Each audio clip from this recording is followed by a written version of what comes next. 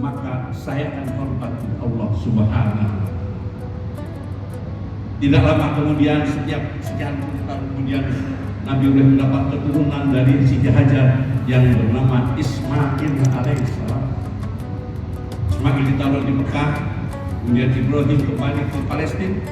Sekian tahun kemudian Nabi Ibrahim datang mencari di mana Siti Hajar dan Ismail. Dari Palestina jalan kaki sampai di Mekah. Rupanya mereka sedang ada di Arafah. Nabi Ibrahim menuju Arafah lewat Mina. Tanggal 8 Dzulhijjah, Nabi Ibrahim tertidur di Mina. Ketika itu Nabi Ibrahim mendapatkan mimpi dari Allah. Bangun al-Masjid Bedia Ibrahim, ufi binadri, tunaikan nadar. Kaget Nabi Ibrahim. Apa nadar wahai Jibril?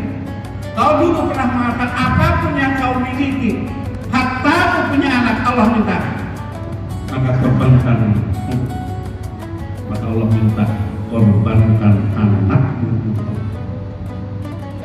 Nabi Ibrahim tanggal 8 berpikir-pikir apakah benar dari Allah kok memintakan anaknya disembelih.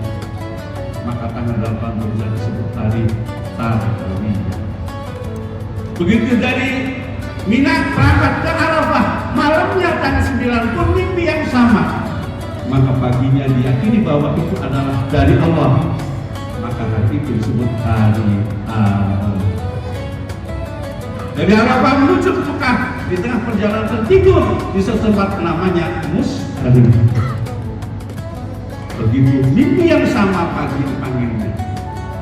Falamma balagha ma'ahu sa'ya qala ya bunayya inni ara fil manam anni arbahu fanzur madza taron. Setelah Ibrahim bertemu dengan Ismail yang sudah sekian puluh tahun tidak ketemu, dan Ismail sudah membantu ayahandanya Ibrahim alaihissalam, suatu pagi dipanggilnya dengan kalimat ya bunayya, wahai anak kesayanganku yang masih kecil.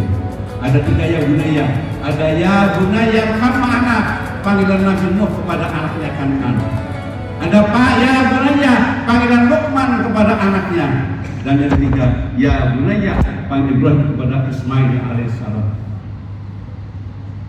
Ya bunayya inni ara fil manam anni arbahu fanzur madza taron. Wahai anak kesayanganku, aku mendapat tugas yang sangat berat. Saya diminta untuk mengorbankan hukum Allah. Fanzur madza taron, coba renungkan apa pendapat.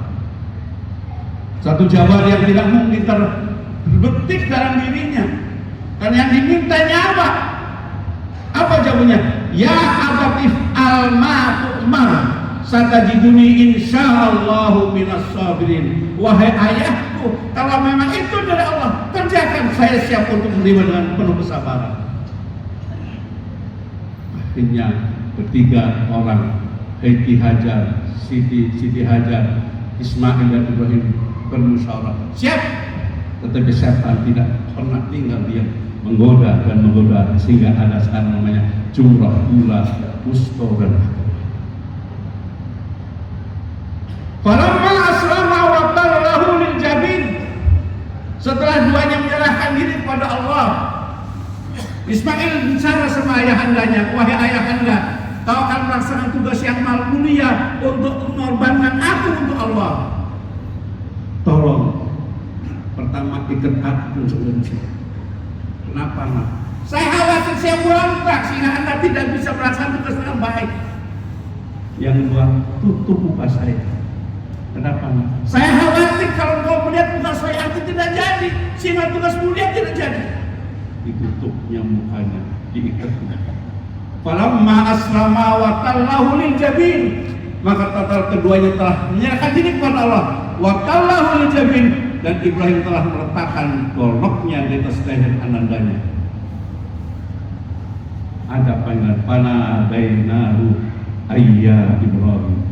Ada panggilan wahai Ibrahim, qad saddaqta dilaksanakan itu just darah mengalir kemana-mana. Subhanallah. Di belakang ada orang yang memanggil, ayah. Loh, kamu siapa? Aku Ismail, ayah. Dibukanya tutup itu. Wa fadainahu bidzibhin azim. Aku ganti dengan seekor kambing beras, yaitu korbannya Habil alaihissalam. Disitulah Nabi Ibrahim bertakbir, Allahu Akbar, Allahu Akbar, Allahu Akbar. Ismail jawab, La ilaha illallah, Allahu Akbar.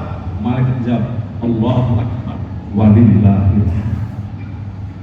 Kalau Nabi Ibrahim alaihissalam dalam hidupnya berjanji kepada Allah, inna sholati wa nusuki wa mahyaya wa mamati lillahi rabbil alamin, cuma sekali.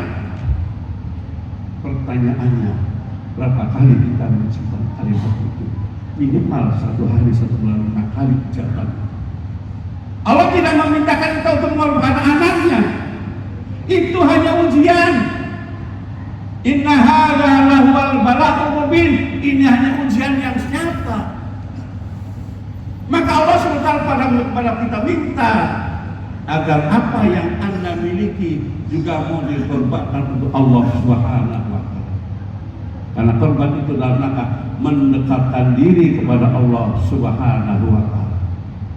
Kalau Nabi belum diminta untuk menyerahkan anaknya, Ismail dengan ketabahan dan keikhlasannya, Siti Hajar dengan ketekunan dan menyerahkan diri untuk menyerahkan kepada Allah Subhanahu wa Ta'ala, maka diperlukan adanya kebersamaan orang tua, anak dan keluarga.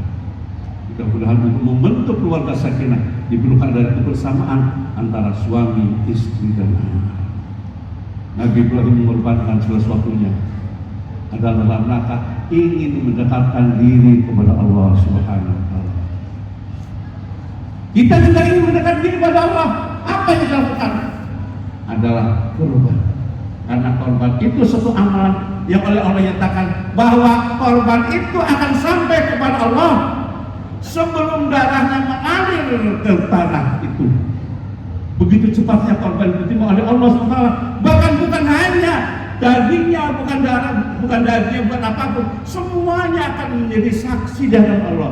Likulli sa'ratin hasanatan, setiap satu rambut kebaikan. Sehingga kambing yang akan dikorbankan tidak boleh dicukur, termasuk kukunya dan tanduknya, karena semua akan menjadi saksi di hadapan Allah Subhanahu. Sebagai kesimpulan bahwa setiap kita mempunyai kewajiban untuk berkorban, minimal korban kita, korban untuk diri kita, korban anak kita, termasuk juga korban waktu. Salah satu di antara adalah bagaimana tetap melaksanakan perintah Allah, tinggalkan yang lain untuk menjauhi perintah Allah, menjauhi larangan Allah Subhanahu wa Ta'ala. Mudah-mudahan dengan dengan informasi tentang bagaimana pengorbanan mereka, kita bisa menampakkan sebaik-baiknya, dan mudah-mudahan Allah selalu menyerahkan kita, memberikan keberkahan pada kita, memberikan keberkahan pada kita dunia dan akhiratnya. Amin ya rabbal alamin. A'udzu billahi minasyaitonir rajim. La yanalullah luhumuha wala dima'u walakin yanalu taqwa minkum. Barakallahu li wa lakum fil Qur'an wa nafa'ani wa iyyakum bima fihi minal ayati wa dzikril hakim wa taqabbala minni wa minkum tilawatahu innahu was-sami'ul alim wa yafuzul mustaghfirin wa ya najtaibin fastaghfiru innahu wal ghafurur rahim.